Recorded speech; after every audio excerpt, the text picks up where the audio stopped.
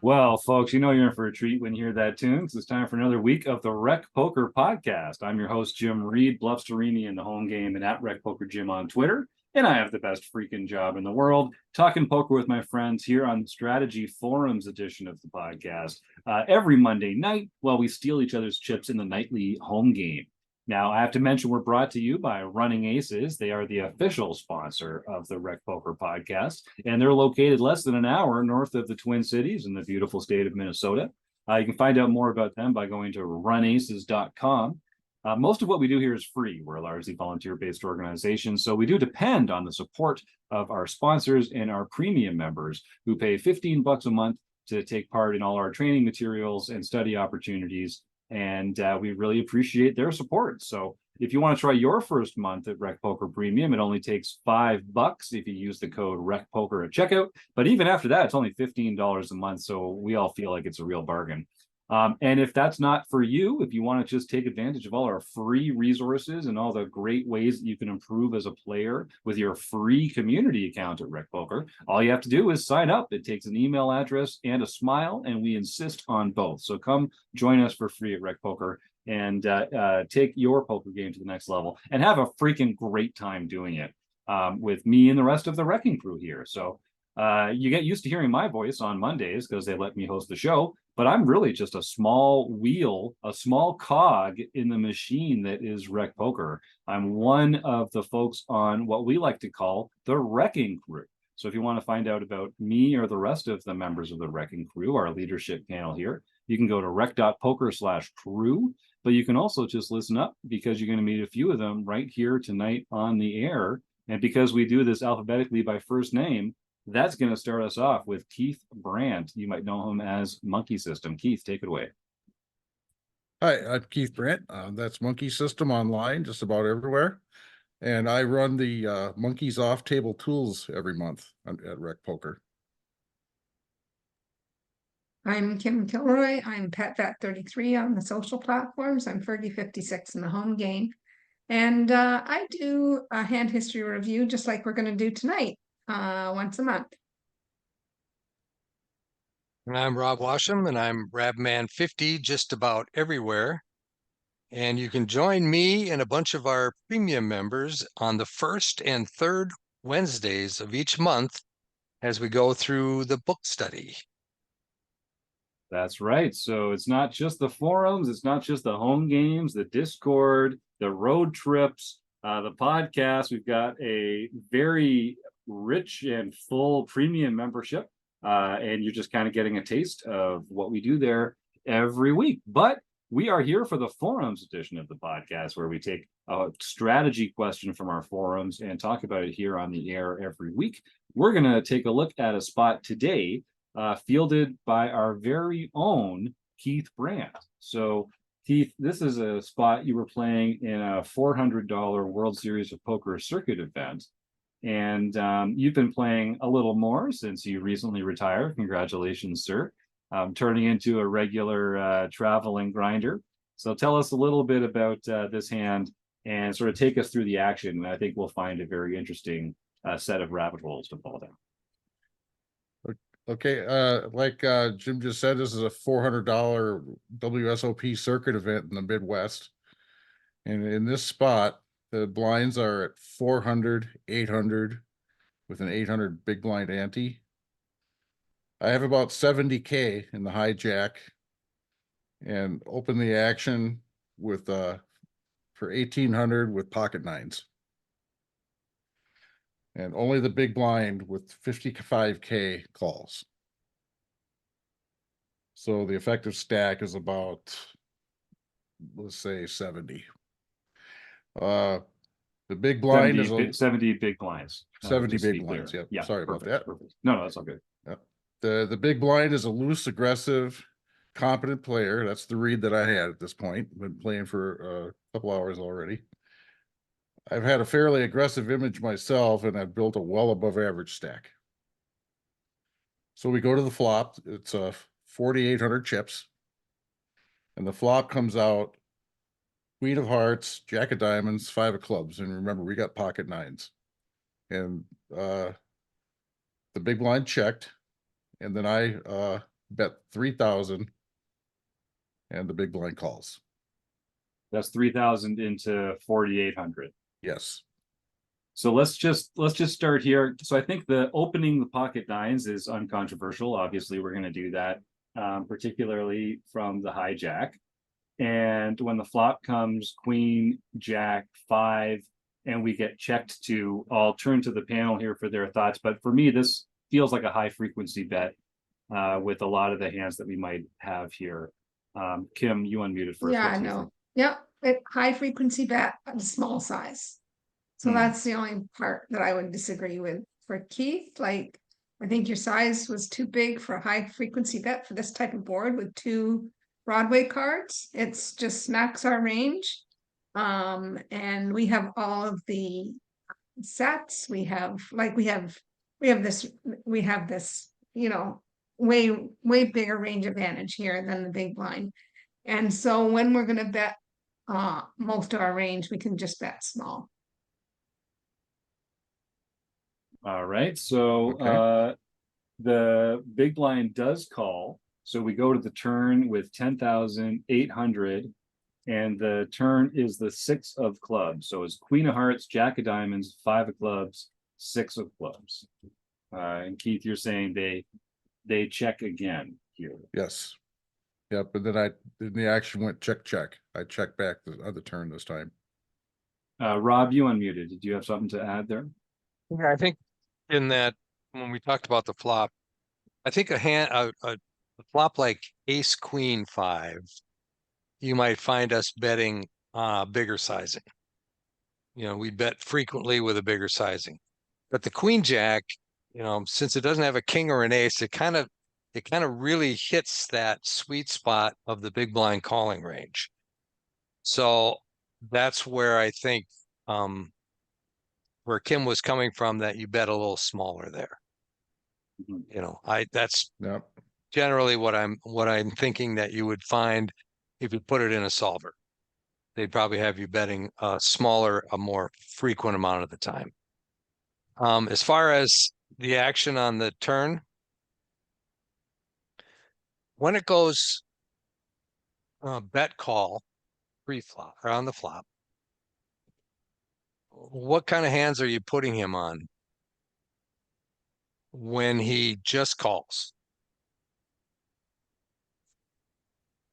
Yeah, I'm putting him on a pair. Putting him on a pair of queens or jacks? Yep. Or maybe a pocket pair that's lower. What Okay, about so what 10 about like, yeah, 10s or 8s? Yep. Or he could be on King 10. He could be on, I don't think he's on ace king. He would have 3-bet that pre. He could Mhm. be Yep. on 10-9 10, maybe. 10 9, or... but I've got that blocked.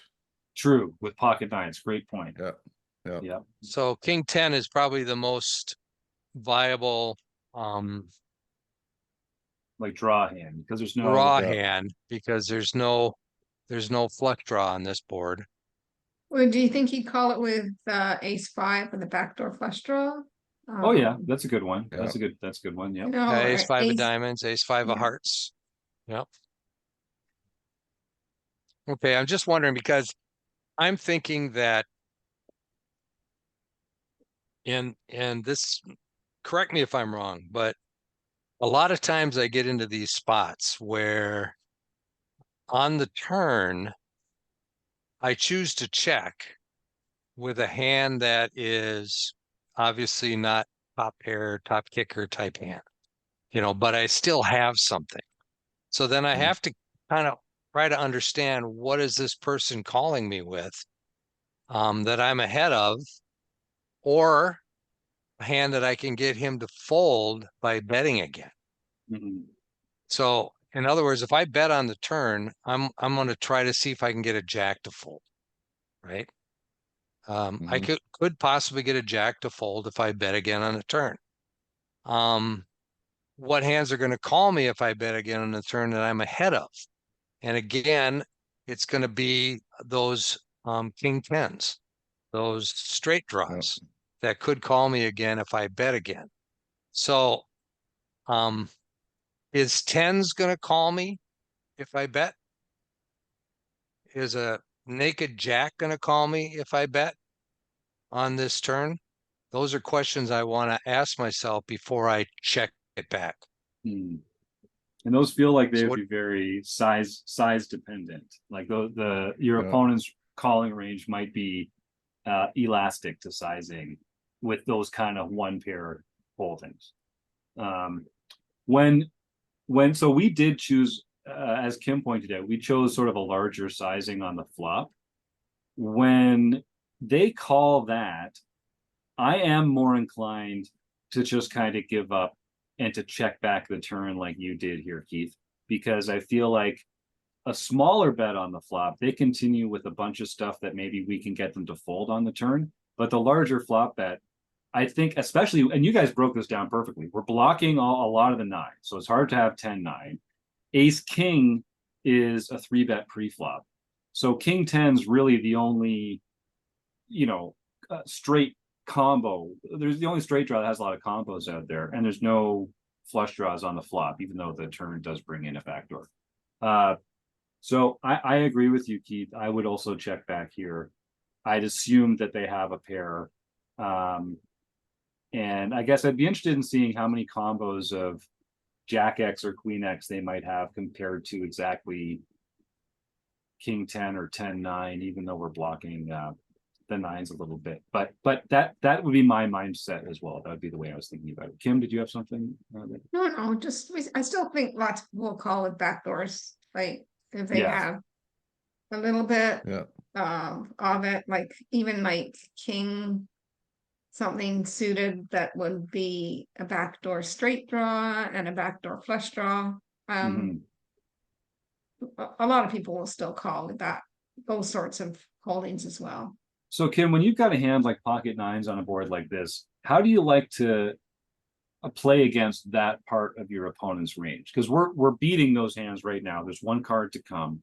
Do you I would like always check back this with my you would hand. still check back? Not with all my range, but with this No. hand. Yeah. So you're not so like some people might say, let's put a small bet out here to get them to fold those backdoors that are now, mostly air. And I think we're already beating those hands. So you're saying we don't actually need to get them to fold. We can just check back and see how it develops. And we can see on the river, like, do draws miss? Does a draw come in? Like, what, we can get more information on the river. But yeah, I like the check on the turn, personally. Yeah, me too. Okay, so I'll describe the river, and then Keith, why don't you go through and just talk about the rest of the post before Kim and Rob and I weigh in on what we would do in the river. So the river's got 10,800 in the pot. The river comes the 10 of hearts, and the big blind bets 8,000 into the 10,800 pot. So let's not tell the audience what your action was yet, Keith, but start with the next paragraph and just talk about I guess we're going to spoil it anyway. Okay, so we do we did call. Keith, why don't you just sort of take that about the GTO wizard, and from there, and then we'll talk about the hand. Okay, yeah, I did a line check on this when I got home, and the GTO wizard agrees with almost everything I did. And like we discussed here, the only thing that got a minority percentage of the mixed strategy was the flop sizing. It is only betting the size I bet about 8% of the time. Now with most of the range, it was pretty evenly mixed between a very small flop bet, a small flop bet, and the flop bet that I made. But for this particular holding, the flop bet I made only got about 8%. But everything else that I did was correct. it checked back 100% of the time on the turn. And then it checked again on the river, or the big blind went first. And when he made that big river bet, that's when it got interesting, because I don't know if I tanked for a long time, and I couldn't get any live read on the guy. He was a coffin. Hmm. And I decided, you know what, this guy's aggressive. He could be bluffing. I've seen him check raise with third pair and do things like this. He's very aggressive. I'm very easily could be get bluffed here, or he could have eights, sevens, something like that. He could be trying to represent a straight with nothing. This could be a busted straight draw or something. What about the fact that you have all the ace kings in the world and he doesn't have any? Yeah, And you could probably get him to fold 2 pair here if you jammed. that's an interesting thing, Kim, because GTO Wizard a majority of the time says that I should make the call, but about a quarter of the time it would jam back at him and put him in for his tournament life. What I just ran the hand now. With your specific hand, unless I put something in wrong, it says we virtually never call. We jam most of the time, and we call a little bit of the time, depending on what our nines are. So if we have the 9 of clubs, we fold more often, and if we don't have the 9 of clubs, we jam. Yeah. Hmm. So we're looking at 2 different solver results from different Well, pools. it has that percentage of call for sure is in general, but with the actual pocket nines, it says you don't call. Now I might have put something in wrong because I'm just doing it on my little iPad here. Sure. Well, plus then different solvers have different inputs and, you know, assumptions. Well, So we're it's both not looking at uncommon. Wizard, I think. We're both looking at GTO Wizard. Yeah. But Oh, okay. So we might have had a maybe different input then. Yeah. so, but it's interesting that they would turn pocket nines into a bluff, which I actually really like, because now you can not only are you going to make obviously his you're not only going to make his bluffs fold, but you're going to make his weak made hands fold that are beating you right now.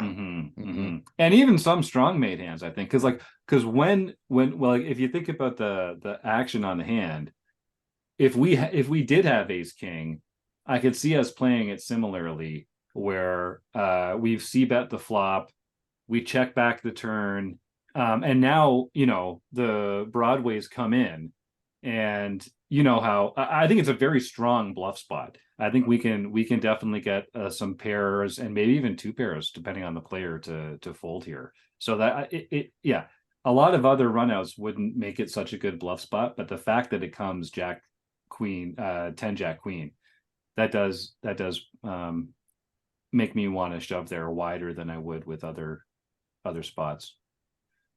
Rob? Yeah, I think the fact that we take ace king out of his range immediately means what are the strongest hands that he can have here? Obviously,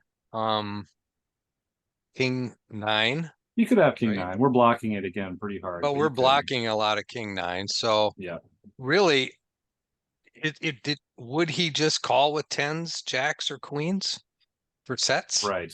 And then if he had any of those, would he just call them on the flop? And probably not. He'd probably be check raising on the flop with any of those types of hands. Maybe not the 10s, but so I think this would be a very interesting bluff spot. The thing is, you have him covered. So if you go over the top of him right here, right now, what is he going to put you on? And the fact that you can take away all his sets and all of his straights, basically, means that you definitely have a huge range advantage here. So this would make an interesting bluff spot. I like what Kim is talking about here. And if we're turning pocket nines into a bluff here, then we're bluffing a lot because we have a lot of lower showdown equity hands that we can use to bluff here. Hands that have a king in them, that block the straight. So I think this is, a pretty high frequency bluff. Well, Keith, you mentioned that you'd spoken to Ryan LaPlante about this. Can you tell us Yeah. a little bit about that? Well, just before that, Oh, can I sorry, just Ken, ask you, Keith, like, when you were tanking and trying to decide whether to make the call, what are the bluff hands that you're putting him on? And does he have enough of those to make a call for that price?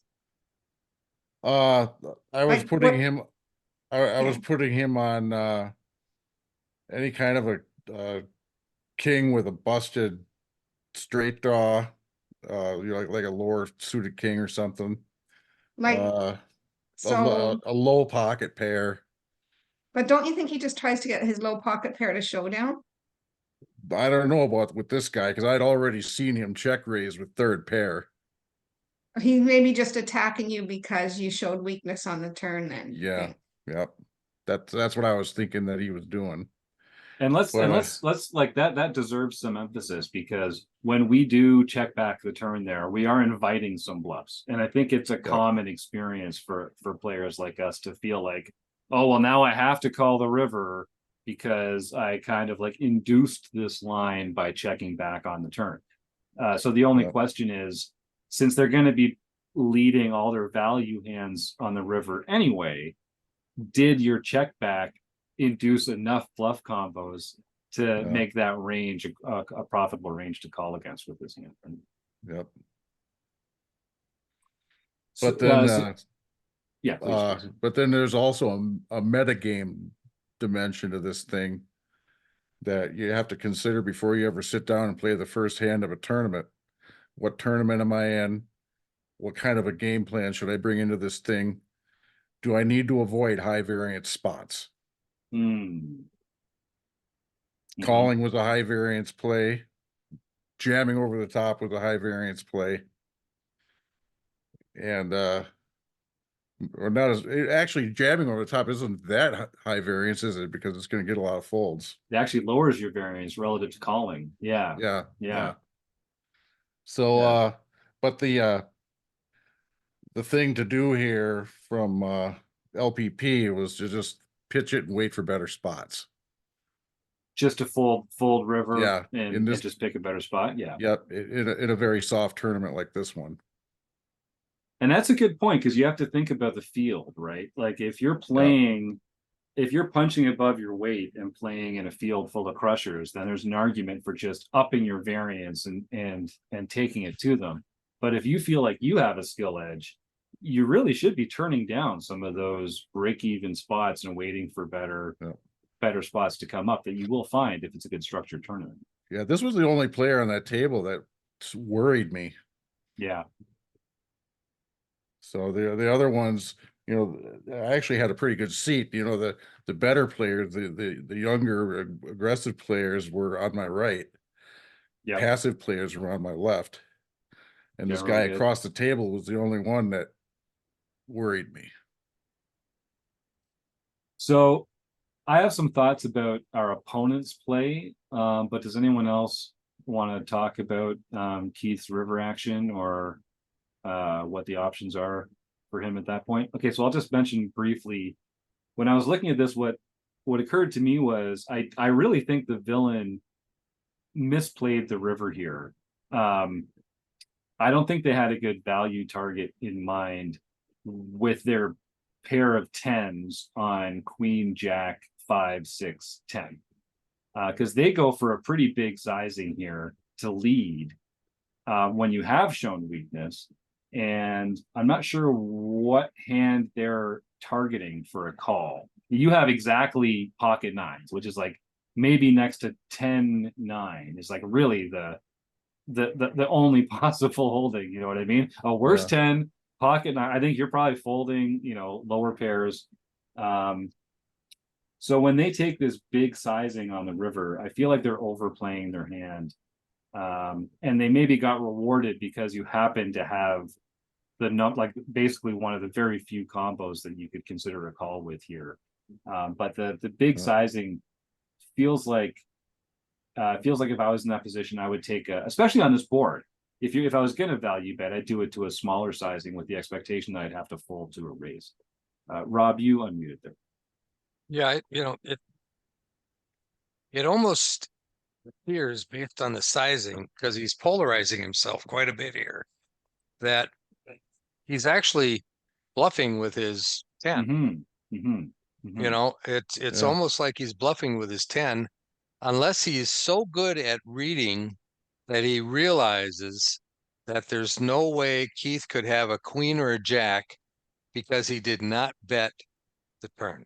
Mm-hmm. And so, sorry, do you Go really ahead. think like that size is 8,000 into almost 11,000? So to me, that's not really polarizing. That's more like a value bet in my opinion. And that just goes to show that exactly what Ryan said is fold because this guy doesn't know what he's doing, value bet.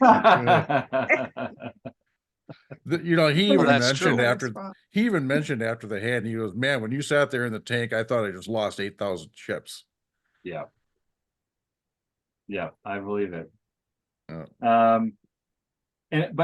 Yeah, I guess the other thing about our opponent's play here is that I agree with you, Keith. It does feel like he's turning it into a bluff. So this is a really interesting hand because you and your opponent are both faced with this spot on the river where a hand with relatively decent showdown value is being turned into a bluff, like on both sides of the equation. It really goes to show. Yeah. So both checking the turn weakens both of your ranges, and then the river card that dramatically changes the nuts feels like another good time to consider bluffing because both of those factors doing greatly here.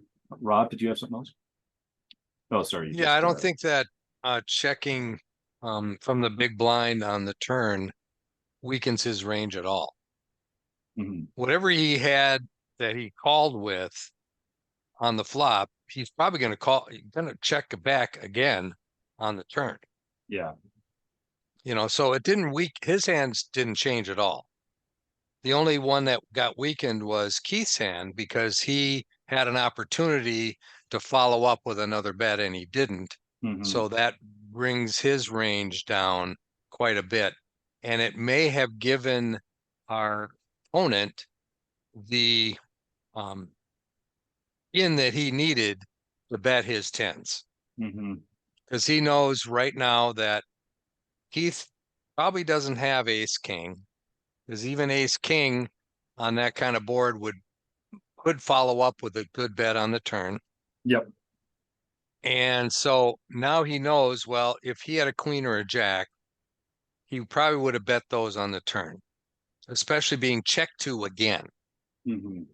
So in reality, what he saw was his 10s were good. Because all the hands that Keith should have had to beat him should have probably bet the turn. But just because your hand is good doesn't mean that you should make a big bet. You know what I mean? It's like, okay, so you're ahead. What does a big bet accomplish? And is it more profitable than a smaller bet? And I just feel like for this player, I feel like if they play against their Keith's entire range, they make more money with a smaller bet than with this bigger bet because it's just hard because Keith's range is weaker because he doesn't have a jack, because he doesn't have a queen. What's he expecting to get called by? I really don't think he was even thinking that. Yeah. I think he was thinking, well, my 10s are going to be good, so I'm going to bet. Right. Hopefully he doesn't call me. Right. Right. Yeah. So I don't think he was being specific enough. I don't think the opponent was being specific enough about Keith's range.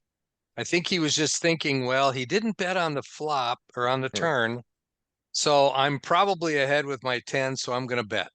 Mm-hmm. I believe that's probably what he was thinking and not what a player that would be doing it for as a bluff would be thinking, which would be, Correct. I'm blocking ace king here because I have a king. So I am Right. going to get this guy off his weak, his jack high or his ace jack or whatever he has here. I'm going to bet and get him off this. That's what a good player might be thinking when they make that bet. Yep. Yeah. But I think It's- it's probably more like what Rob says. I Yep. think you're right. Attacking weakness like of shark smelling blood in the water, right? Yeah, whether it's Yep. the Yep. most profitable line or not. And this is one of the things I really like about this hand, because I think it's a very natural inclination for recreational players to take a check call line a lot, where a bet fold line is typically, well, is often more profitable. But I think in this case, I think the villain probably in the long run makes a better profit here by check calling and including letting you bluff, even though you didn't on the river on the turn. Because this sizing, I know you paid him off partly because it looked like a bluff, and partly because you had one of your best possible bluff catchers that we've described. And you're blocking some of those other hands. But yeah, I feel like this is one of those, the meme where you've got the really smart person and the moron on either side of the bell curve, and then there's like the person in the middle, and both sides of the both both the idiot and the genius are taking the same action, but for very, very different reasons. And I guess that's what Ryan's saying, right? Like that's why you turn this spot down, because people are going to make big mistakes like this, and you don't have to really take this chance in order to catch those punts when they happen. It's interesting. Yeah, all I like right. this take. And he even said in the 1,700, when he came back in further conversation, even in the $1,700 main event, he'd only make that call if the opponent was an elite pro or an absolute psycho. Yeah, that's right. Yeah. Either end, right? Either end, Yep. either end of the spectrum. I love it. To All right. which I Well, almost replied, so in order to be an elite pro, you have to be an absolute psycho? a little bit, I think. I didn't do that though. No, well, honestly, it's a really interesting conversation, a lot of interesting factors. When it comes to your play, Keith, honestly, I would have just bet a little smaller on the flop, and I probably would have folded river in real time. Yeah.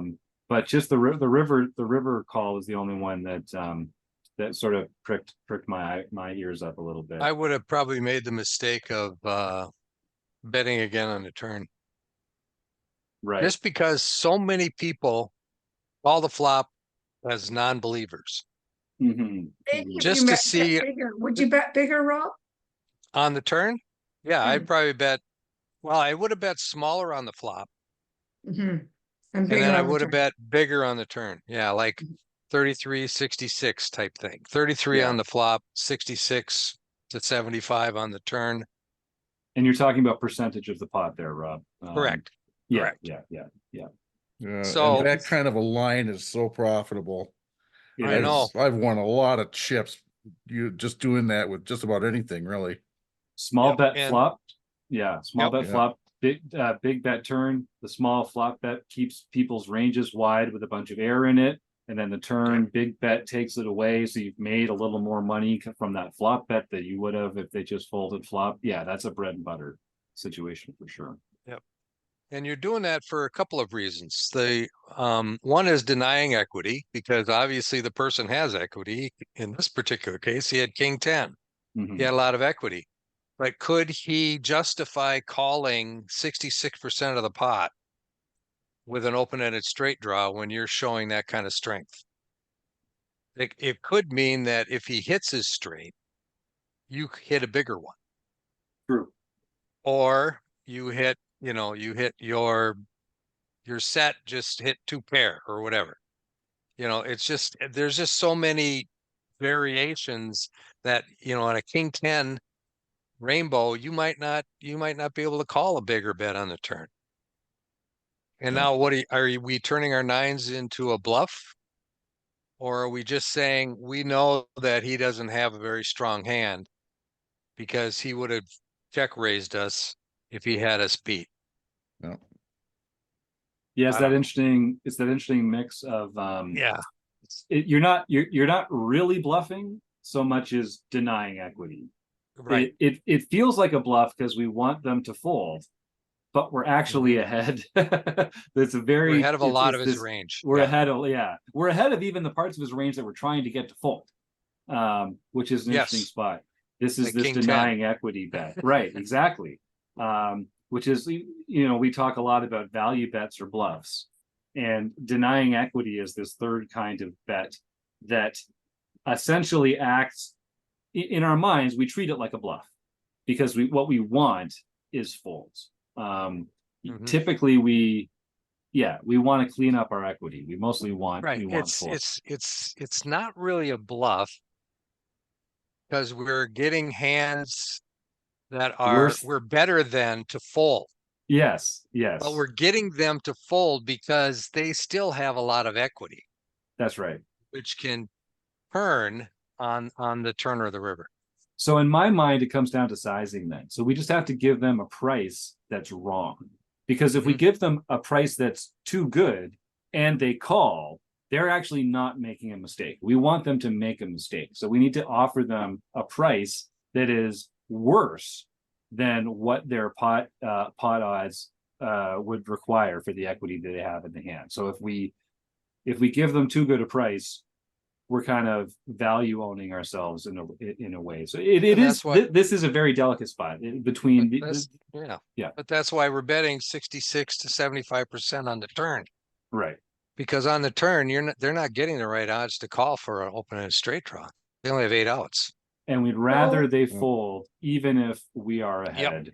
Yes. Which is the tricky part, I think. Sorry, Kim, what were you saying? No, I was going to say, but as played, it went check. And I think that this spot of turning our nines into a bluff is something we should really look at, because I would be on Rob's train and be folding the nines. I'm just holding them to that bet. But if you look at it, it's a spot where we can so easily represent ace king. We can just so easy. So this is where I would have taken the time in a live to look at the opponent for all that time you're tanking and see if there's any nervousness at all as you're waiting and waiting. Because he said because he said to you afterwards, when you're tanking so much, I thought, for sure that I was going to be beat here. I was throwing away 8,000. So there could have been something there. But if there was, I didn't see it because I was watching. So I would probably lean more to the fold then, if there wasn't anything there. Right. Because I just don't think we're beating any value. When you don't see anything from him, we're just not beating any value there with our nines. So I would either turn it into a bluff or fold. And I'm too much of a nit, so I'd probably fold. But I'd like to be able to see those spots to turn these kinds of hands into bluffs. One other branch of this tree or rabbit hole is that if I had made that small flop bet, I wonder if he would have check raised me with that open-ended draw. Oh, maybe. Yep, maybe. And the sizing discouraged him from doing that. I don't know. I have no way of ever knowing. So, but that's another thing to think about as you're going through all this. But yeah, I have to agree overall. I think the smaller flop sizing would have been the way to go.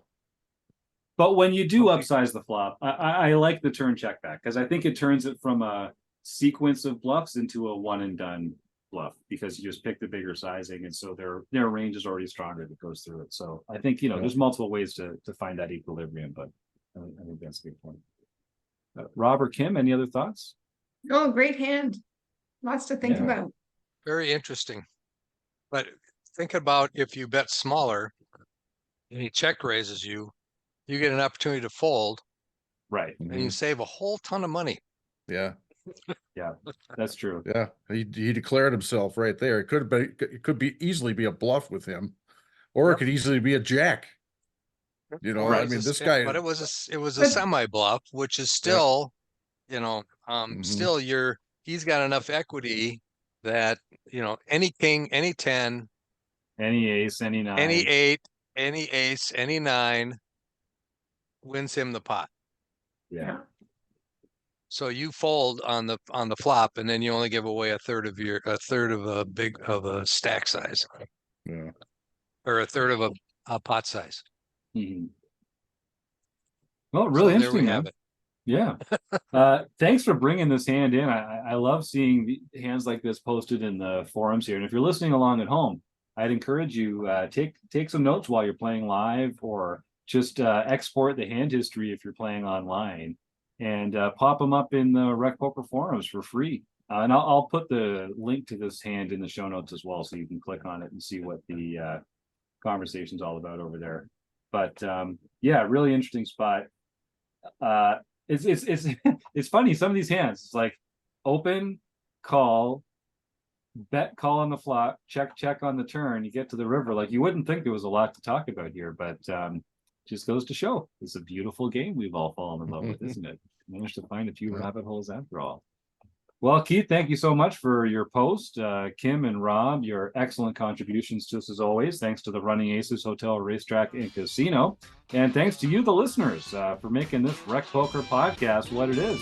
Keep on listening. We'll keep rocking, and we'll see you next week on the RecPoker podcast, everybody. Bye for now.